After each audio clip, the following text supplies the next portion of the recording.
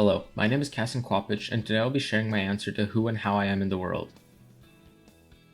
I am a first-generation Canadian who immigrated here following much of my family who escaped communist-occupied Poland.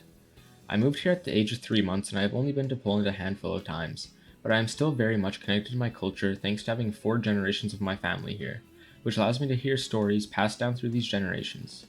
I also have a 2-year-old brother, so I'm already passing many of these teachings and traditions on to the next generation.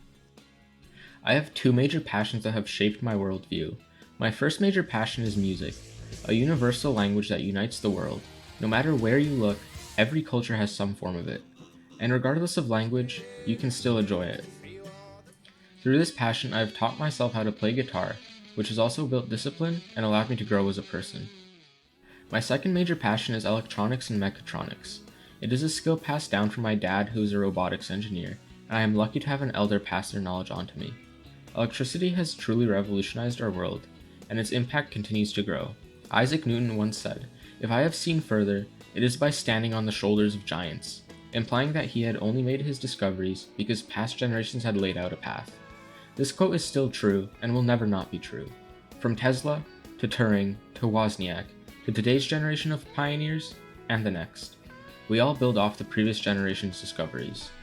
This brings me to my next point. How am I in the world?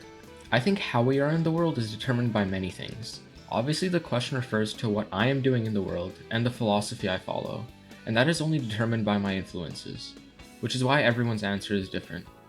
There are 2 major quotes that sum up my philosophy towards life, and one is attributed to many people, including indigenous communities.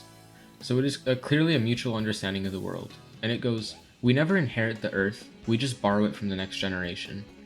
The second quote can be traced back to Robert Baden-Powell, and it goes, "Try and leave this world a little better than you found it, and when your turn comes to die, you can die happy and feeling that at any rate, you have not wasted your time here, but have done your best." From these quotes, I developed my basic moral compass, focused on stewardship and leaving a positive impact. The truth is, we are only on this planet for 100 or so years, and in the time we should set it up as best we can for those who will come after us. Whether that is cleaning our oceans, helping the less fortunate, raising and teaching the next generation to be better than us, advancing science to the next epoch, or picking up a piece of trash that was thrown onto the ground, and everything in between. So long as I am trying to do good, I am changing the world, and that goes for every person on Earth.